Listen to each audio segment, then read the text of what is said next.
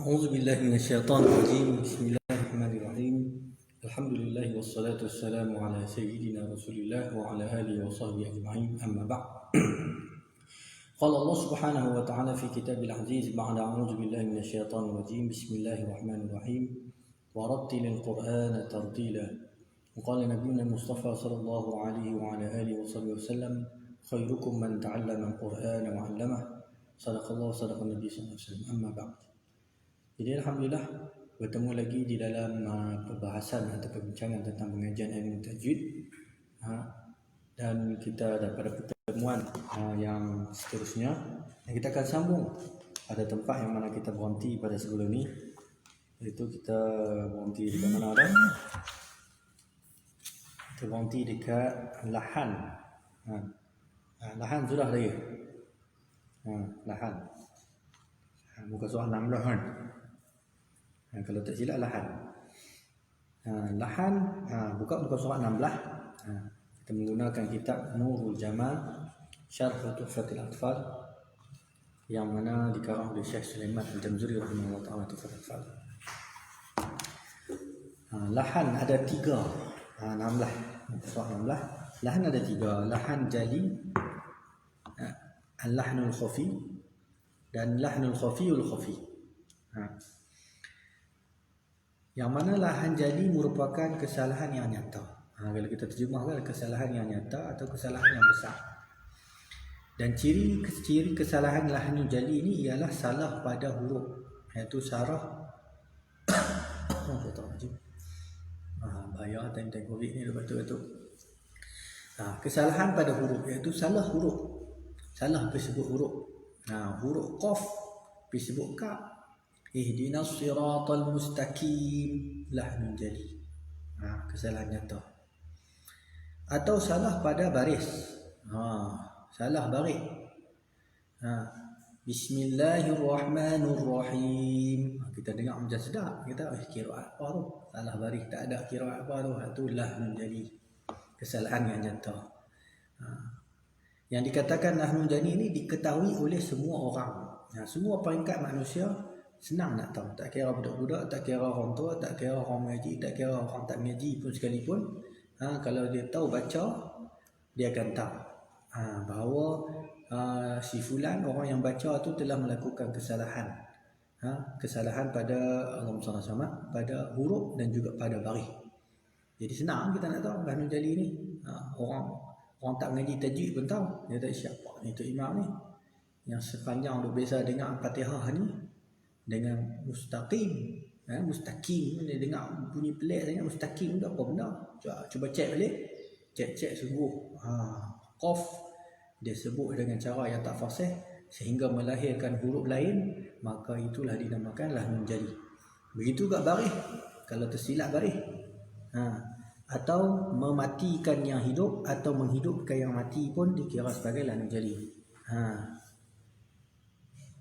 Minta maaf, ada orang kita keralatan di dalam line internet.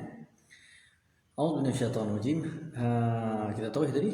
Diketahui oleh semua orang. Jadi siapa baca salah huruf, salah baris, kita dapat detect dengan melihat kepada mushaf. Tengok balik mushaf, tengok huruf ni, huruf baris ni. Jadi kita tahu kata si fulan telah melakukan kesalahan lahnun jali. Apakah hukumnya adalah haram. Haram maknanya berdosa pada pelakunya jika dia tidak berusaha untuk merubahnya. Jadi kok mana pun orang yang sentiasa orang kata memperbaiki diri dan dia terjatuh di dalam kesalahan akan dimaafkan. Jadi kalau kita masih dalam ngaji tajwid, kita masih bertalaqi mana-mana guru untuk memperbetulkan dan juga mentahsinkan bacaan kita, pada masa yang sama kita tersalah di dalam lahan jali, maka hukum haram itu terangkat, kita dimaafkan. Pasal kita duduk mengaji.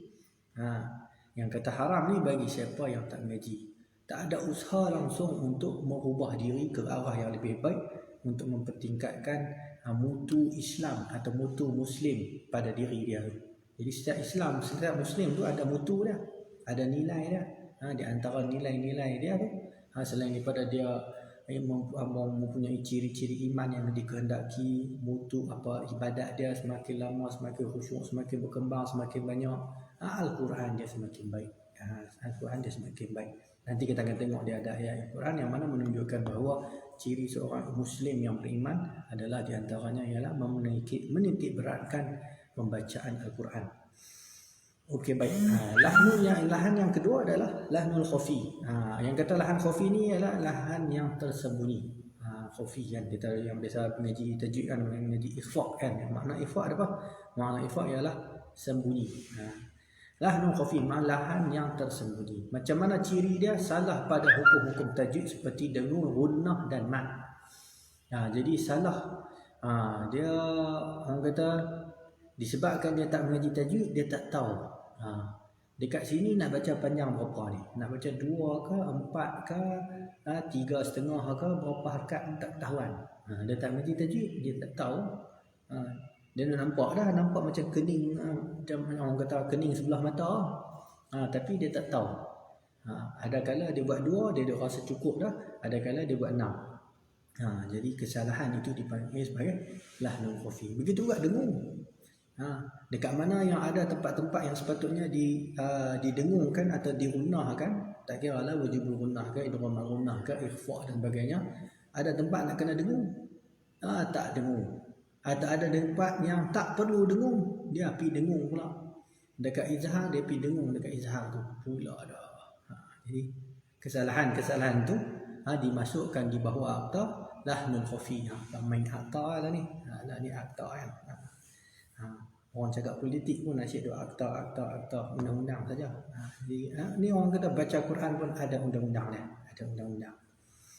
Tu undang-undang dia lahnul khafi. Yang rendah sikitlah, rendah sikitlah. Hanya diketahui oleh orang yang mempelajari tajwid. Dan lahnul khafi ni siapa yang nak detect? Orang yang mengaji tajwid dapat detect. Orang yang mengaji tajwid dia tahu kata bila nun mati bertemu dengan ya, hukumnya idgham ma'al gunnah. Idgham ma'al gunnah ni apa nak kena buat dekat dia? Kita kena bagi gunnah dekat dia. Nama pun ma'al gunnah, kena bagi dengung dekat dia. Jadi tahu. Orang mengaji tajwid dia tahu. Kalau ni huruf ni bertemu dengan sekian, maka nama dia ialah mat wajib muttasil. Mat wajib muttasil berapa harakat dia punya mat? Kalau mat lazim berapa harakat dia punya mat? Kalau mat asli berapa harakat? Tu mat orang kata ni dia punya undang-undang dia lah. Waalaikumsalam warahmatullahi wabarakatuh. Jika siapa yang melanggar undang-undang tu, maka dia orang kata terjatuh ke dalam lahnul khafi. Hukumnya kita tengok hukum dia. Hukum dia ringan sikit lah. Tadi kesalahan yang nyata dia berat. Manakala kesalahan yang tersembunyi ini hanya diketahui orang mengaji tajwid maknanya orang tak mengaji tajwid dia tak tahu lah. Pasal dia tak tahu hukum apa, dia kata kena dengung kan, kita tanya balik dia tak mengaji, kita tanya balik dia sini kena dengung kan, dia tak tahu. Dia tak tahu, jadi dia dengar semua betul. Bagi orang yang tak mengaji tajwid, dia dengar bacaan siapa semua betul. Pasal dia tak tahu tajwid. Bagi orang yang mengaji tajwid, maka dia tahu selok-belok dan dia merasakan ada beberapa kesalahan yang perlu diubah. Tak kira lah kadang-kadang tu kalau kita yang betul-betul mengaji ni, kita perasan walaupun dia tu syekh besar, ada rakaman dalam kaset dan rakaman dia didendangkan di radio dan sebagainya, tapi kalau dia salah tajwid tu kita tahu orang yang mengaji tajwid ni. Tapi kita anggaplah bahawa kesalahan tu mungkin tersasul dan sebagainya. Kita anggap tu tersasul. Dia kata tersasul tu nak buat macam mana kan? Pasal dia baca laju atau dia baca dan sembahyang tarawih nak orang kata nak digan kan, nak digan berhabis khatam Al-Quran dalam bulan Ramadan dan sebagainya. Jadi minta maaf sekali lagi ada sikit gangguan. Auzubillahi minasyaitonirrajim. Hukum lahnul khafi adalah makruh di sisi jumhur. Hukumnya makruh di sisi jumhur. Qila ada yang mengatakan hukumnya haram. Seperti mana ada yang orang kata majoriti ulama mengatakan bahawa lahnun jali itu haram. Dia kata sini khafi pun haram juga. Ulama yang mengatakan bahawa lahnul khafi pun haram memandang kepada ketinggian Al-Quran dan juga wahyu yang datang daripada Allah SWT. Kita bila mai pada Allah Ta'ala ni jangan kita duk buat lebih kurang, jangan kita duk tokok tambah. Kalau datang pada Allah Ta'ala bagi kat Jibril, Jibril turun kat Nabi, Nabi duk ajak kat kita, kepada guru-guru, sahabat, tabi'in, sampailah kepada kita, yang sini panjang, yang sini dengu, yang sini ni berapa harkat, yang sini apa dia ada izhar, yang sini nak kena qalqalah, melantun dan sebagainya. Tiba-tiba kita buat lebih kurang, kita langgar. Kita panjang kita tak indah, yang pendek kita pergi pederah jadi panjang. Maliki yaumiddin, tarik taranungan Maliki yaumiddin, dua harkat yang nak sini, tapi pasal nak lagu punya pasal dan langgar hukum tajwid lahan khafi. Sebab tu ulama yang mengatakan haram kerana memandang bahawa ia datang dari sumber atau dia datang daripada zat yang maha tinggi, jadi kita tak boleh langgar walaupun sedikit, walaupun panjang pendek dengung pun kena jaga. Sebab tu dia kata wajib kita jaga tajwid ni. Tapi itu apa orang kata sebahagian ulama, manakala jumhur menghukumkan atau mengambil pendekatan yang lebih sederhana, iaitu makruh. Makruh ni maknanya ringan sikit. Kalau kata haram ni tak berani kita baca Quran kan. Orang yang baru nak mengaji itu pun tak berani nak baca Quran. Panjang pendek dah lah banyak kerap jumpa kan. Kalau takat salah huruf salah baris itu orang kata, kalau orang yang sangat lagut orang yang baru mengaji qiraati lagut yang boleh banyak salah baris salah huruf ni. Kalau orang yang dah lancar dah kena huruf betul, dah kena baris, insya-Allah Al-Han Jali ni jarang berlaku. Melainkan ketika hafalan atau ketika dia tak tengok Quran.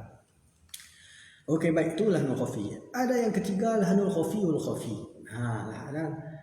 Dia punya taukid dah.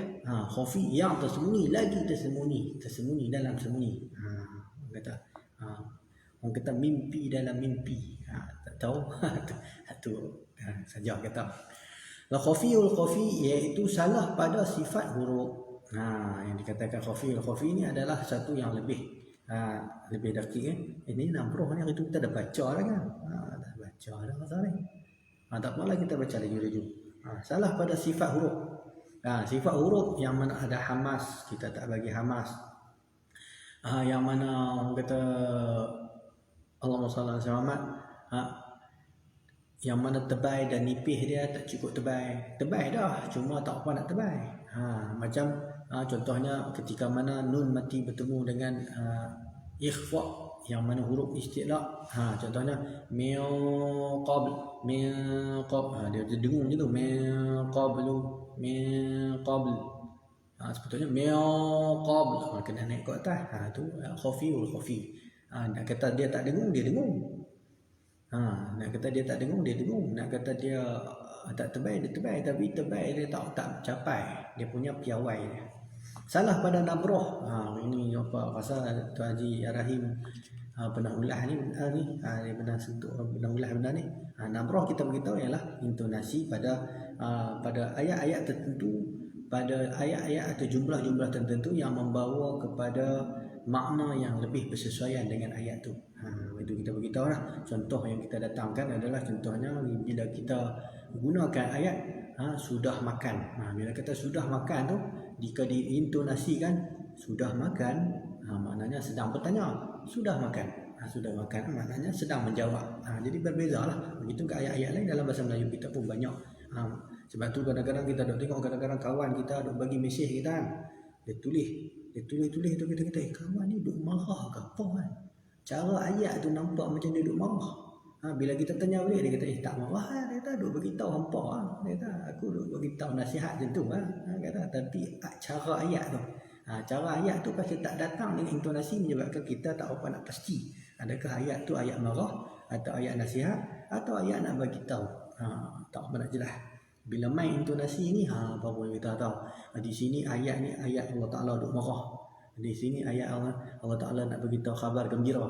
Di sini orang kata dalam cerita ni apa orang dalam cerita ni sedang dalam ketakutan. Jadi ayat tu datang dalam bentuk intonasi tu memberi satu orang kata seolah-olah tadabbur.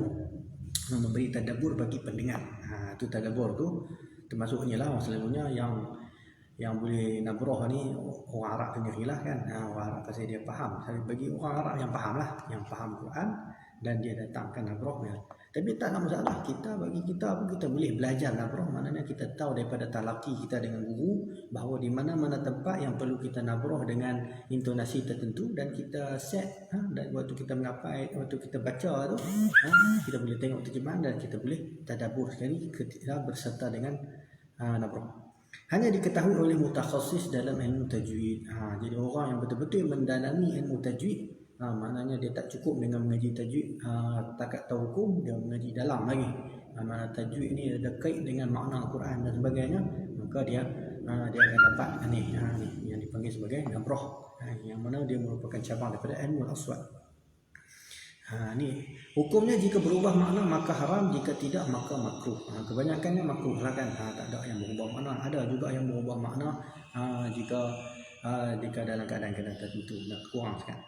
Faedah al-Anjari pada surah Fatihah merosakkan bacaan, membatalkan solat, manakala lahan khafi merosakkan bacaan, tidak membatalkan solat. Ini boleh rujuk balik kitab-kitab fiqh tentang berkaitan tentang Fatihah, kesan suratul Fatihah di dalam kepada pembaca, kepada orang yang baca Fatihah tu. Okey, martabat bacaan. Martabat bacaan terdapat 3. Muka surat 17. Martabat bacaan terdapat 3. Yang pertama tahqiq, tajwid, hadar. Ada 3. Bacaan yang pertama tahqiq tu apa? Bacaan yang tenang, bertajwid serta tadabbur. Baca tenang, tahqiq nama dia.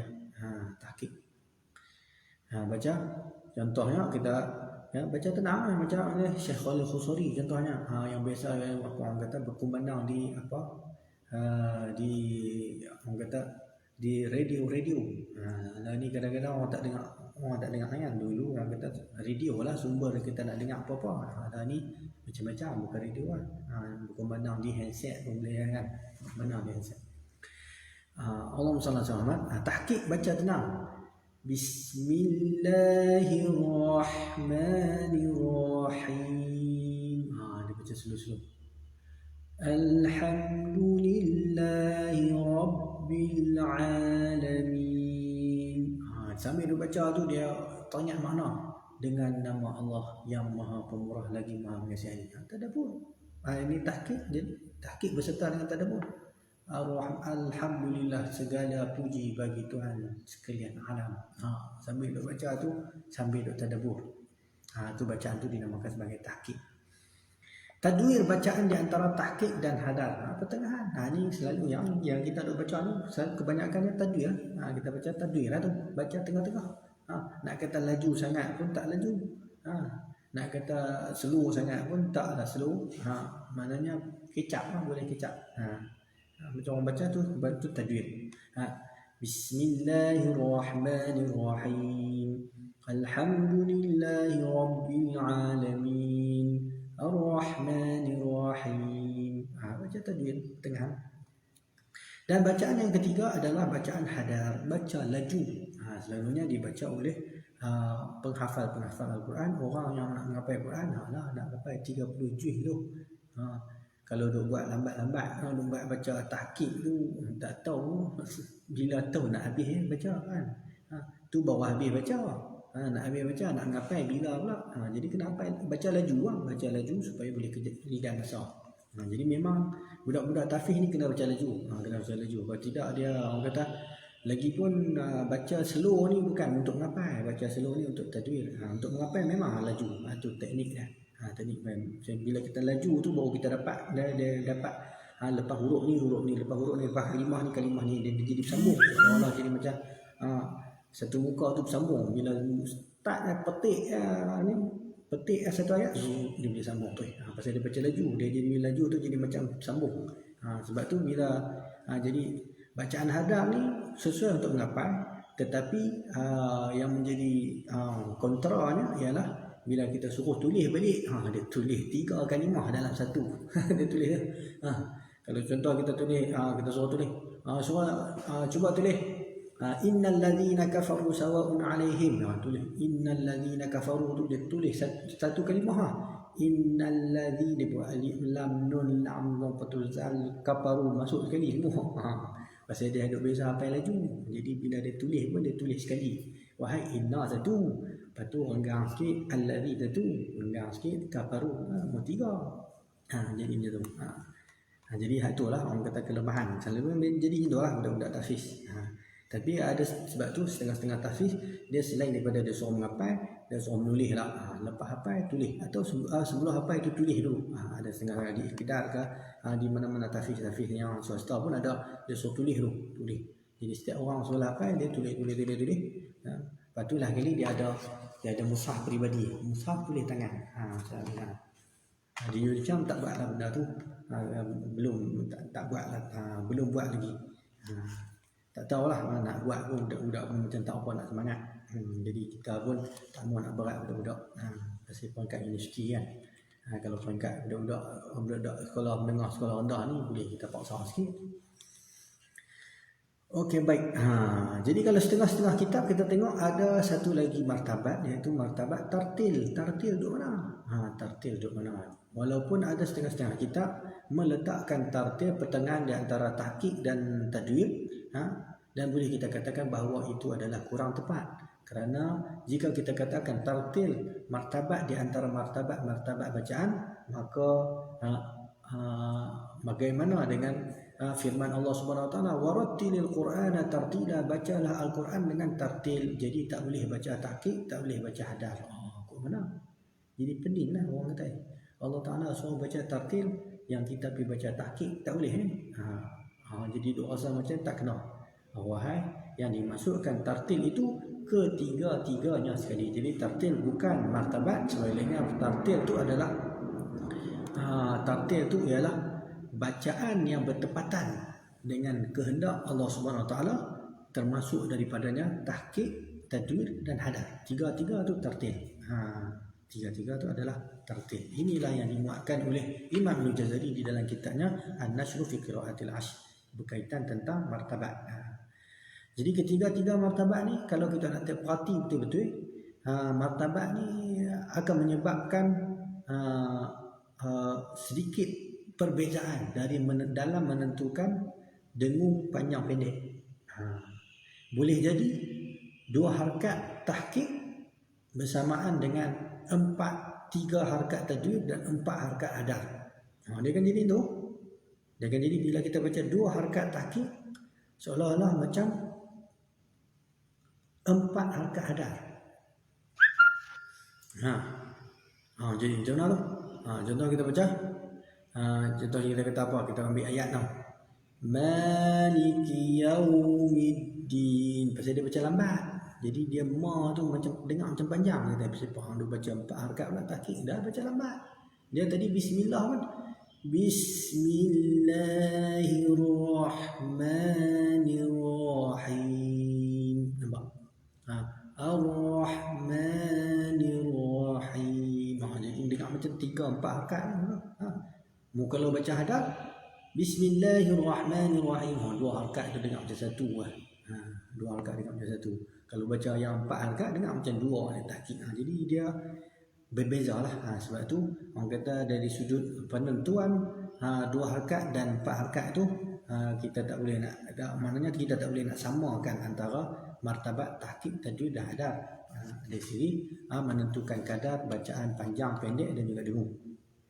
Dari persyaratan ilmu tajwid, kita tengok muka surat 17 pada bahagian bawah tu. Ni kita baca laju-laju lah tentang dalil ni, tak ada apa sangat ni, tak ada berkaitan dengan tajwid. Ni yang ada berkaitan tajwid kita hurai panjang sikit. A'udzubillahi minasyaitonir rajim.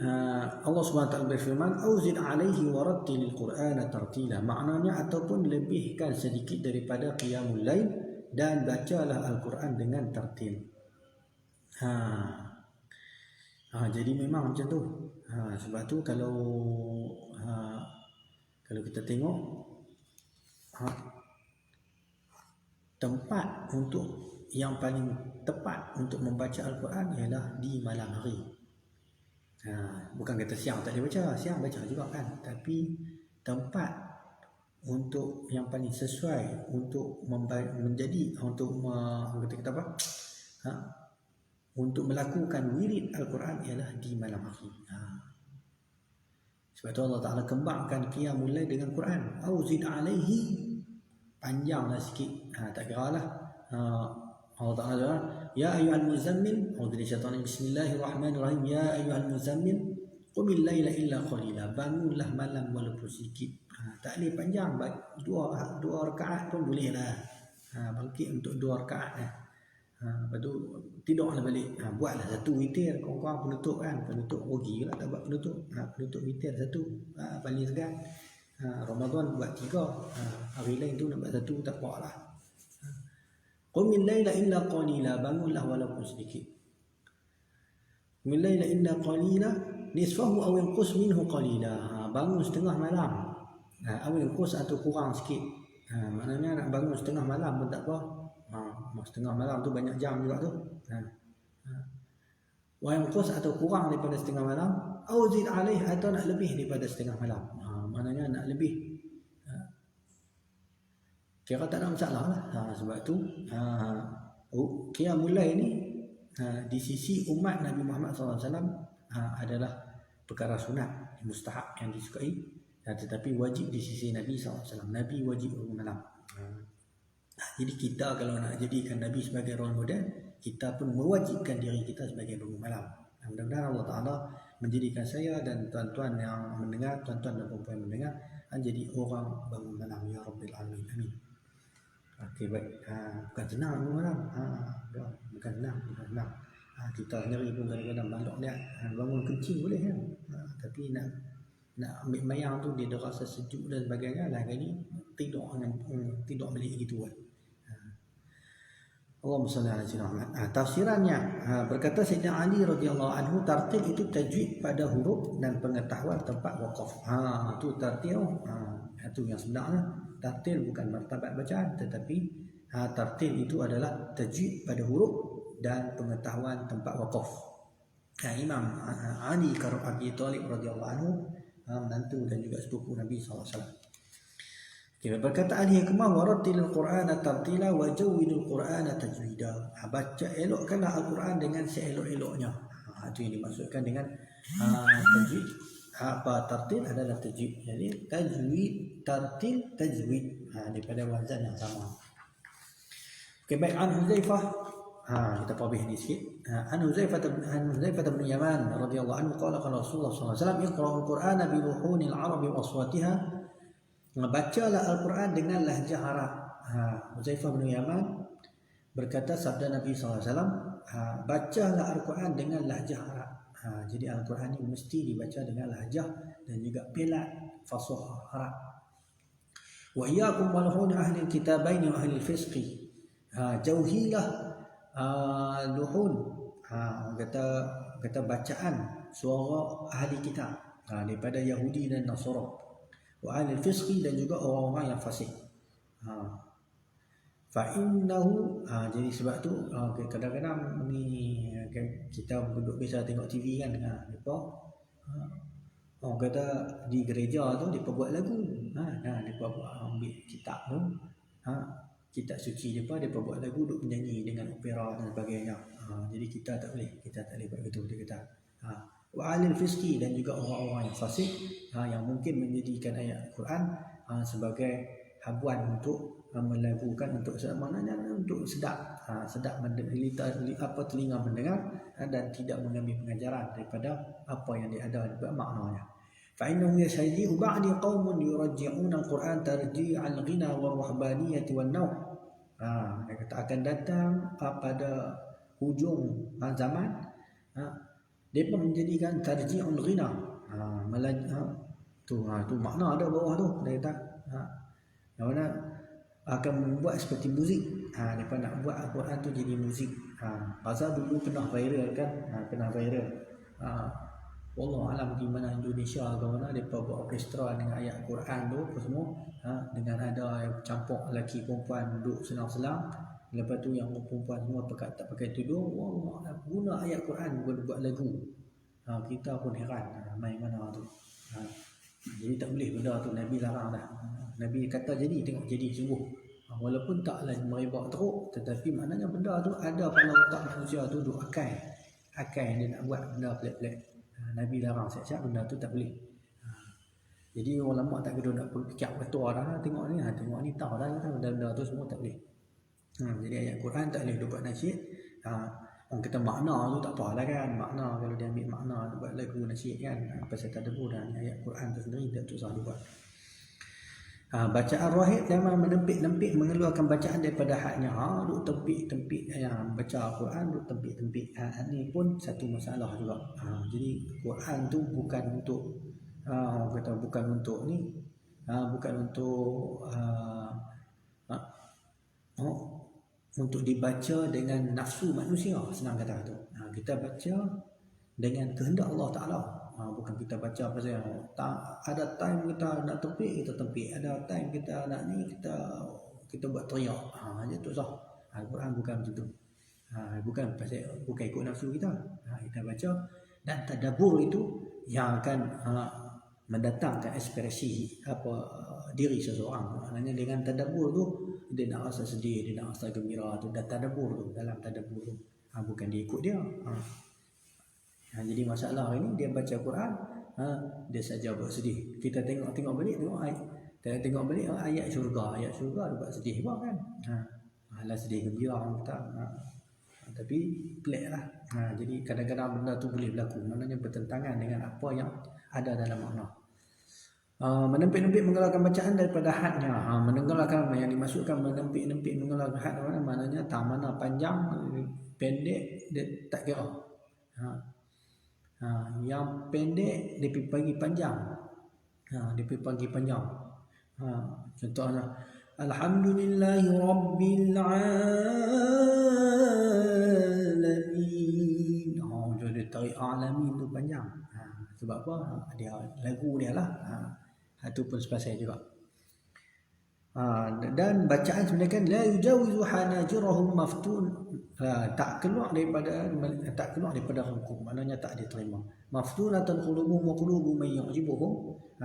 Orang kata dipatri hati mereka dan hati orang yang menyukai perkara-perkara yang demikian. Maknanya benda ni orang kata benda yang dilaknat, yang masuk patri ni maknanya dilaknat oleh Allah SWT. Siapa yang buat macam tu dan siapa yang suka perkara-perkara yang macam tu pun sama. Dan hadis ini adalah hadis dhaif lah. Itu maknanya dia bukanlah suatu benda yang menjadi hujah untuk menentukan sesuatu kedudukannya, yang dikeluarkan oleh At-Tabrani dan juga Al-Baihaqi. Hadis satu dhaif. Maknanya dia untuk fadail lah, untuk amalan. Dia satu. Tetapi untuk dari segi kekuatan untuk berhujah, untuk menjadikan sebagai hukum adalah agak ni kan, maknanya agak ni lah, ada kurang dari segi hukum tu. Wallahu alam, tu kena combine dengan hadis-hadis lain. Kalau ada kan orang yang kena tempat dia mungkin mengetahui yang lebih. Tapi ala kulli hal yang kita tahu bahawa jumhur ulama mengatakan mengharuskan taranum. Walaupun bagaimanapun ada juga setengah-setengah qurra yang tidak setuju dan mengatakan taranum itu sama seperti melagukan Al-Quran dan hukumnya adalah tidak dibenarkan berdasarkan hadis ini. Ada juga ulama-ulama, di antara ulama yang terkini ialah Dr. Ahmad Suid yang mana agak bertegas. Dia kata taranum ni, dia kata boleh dah nak jaga, kok mana pun orang jaga tu bila main lagi, orang kata bila main lagu tertentu kok mana pun dia kena langgar juga, dia seolah-olah gitu kan. Dia bila main ada lagu-lagu tertentu, dia kok mana pun dia kena langgar. Nak kena yang tu harkat nak kena bagi 4. Kadang-kadang dengung tu tak stabil, ada dengung sini pendek, dengung kat sana panjang. Pasal apa? Pasal nak ikut rentak lagu. Jadi sebab tu Dr. Ahmad Syed tidak setuju dengan penggunaan atau orang kata teknik maqamat atau ilmu taranum. Wallahu alam, tetapi jumhur mengatakan bahawa harus. Kerana sebenarnya taranum pun bagus juga, kata tak bagus kan, bagus dia bila orang mengaji taranum secara tak langsung dia mengaji juga dia punya makhraj, sifat dan juga fasahah. Situ yang saya dapat daripada mengaji ilmu taranum. Cuma ada benda-benda yang unsur-unsur yang agak negatif tu kita tolaklah. An Ibnu Mas'ud, an Abdullah bin Mas'ud radhiyallahu anhu. Ni Abdullah bin Mas'ud ya maquf. Jawwinul Qur'an wa zawwinuhu bi ahsanil aswat wa a'ribu fa innahu arabi wallahu yuhibbu an yu'raba bih. Sahabat Nabi SAW berkata, elokkan bacaan Al-Quran dengan sebaik-baik suara dan bacalah dengan lahjah Arab. Sesungguhnya dalam bahasa Arab dan Allah suka yang dibaca dengan lahjah Arab. Diulang 3 kali. Quran diturunkan dalam bahasa Arab. Bacalah dengan lahjah Arab dan Allah suka dengan lahjah Arab. Sampai 3 kali ulang beritahu kat taukid kat kita bahawa memang kita kena mengaji sungguh lahjah Arab. Tambah-tambah kita orang ajar kan. Tambah-tambah kita orang ajar. Kalau dapat siapa-siapa mana tok guru Syekh Arab mana-mana yang boleh bentuk kita, tu lagi baik. Pasal dia dapat dia orang kata dia daripada kecil, memang daripada kecil dia mengaji alif bata tu. Kita daripada kecil kita ada bisa alif ABC.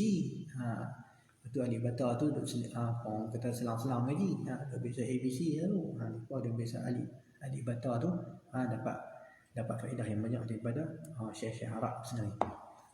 Al-Anas mauqufan rubbatan lil Quran wal Quran yang anuh. Ini disebut oleh Imam Ghazali dalam kitab Ihya Ulumuddin. Boleh jadi seseorang membaca Al-Quran dan Al-Quran melaknatnya. Mau tak laknat? Laknat ni pasal dia tersalah di dalam lahan jali. Dosa apa tak laknat?